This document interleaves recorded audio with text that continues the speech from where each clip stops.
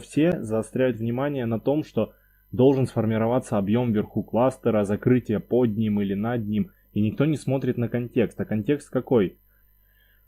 Вот представим, что у нас есть зона, да, какой-то флэт, опять же. Цена, например, из него, вот она ходила, вышла.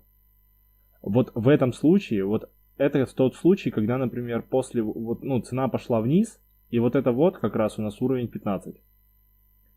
Здесь у нас, грубо говоря, уровень 10. Ну вот у нас цена ходила здесь во флете, тут у нас просто дохренище объема. На боковой гистограмме в этот момент, вот она у нас боковая гистограмма, будет показана такая ситуация, что вот у нас уровень 15, например, и вот у нас идет, и потом резко раз, и вот он уровень 10. Ну то есть, грубо говоря, это такое было сильное накопление вот как раз на верхней границе.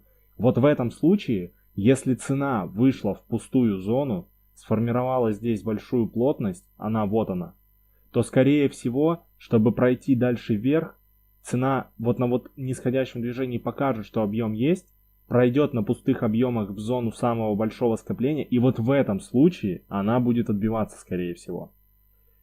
Аналогичная ситуация, опять же, но это понятно, да, как бы?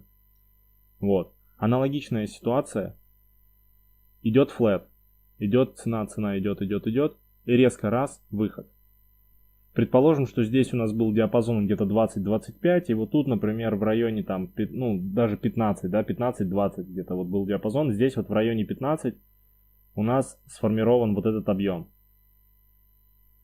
Цена вышла на пустых объемах, закрылась в районе 10. Вот тут вероятность того, что цена пойдет вверх, очень низкая. Почему? Потому что цена из зоны вот этой вышла как бы в пустоту, где, скорее всего, она продолжит искать вот этот объем, чтобы сформировать новый коридор. Абсолютно вот вроде один и тот же кластер, но в двух разных ситуациях он работает по-разному. Это один пример, этих примеров десятки, наверное, можно привести.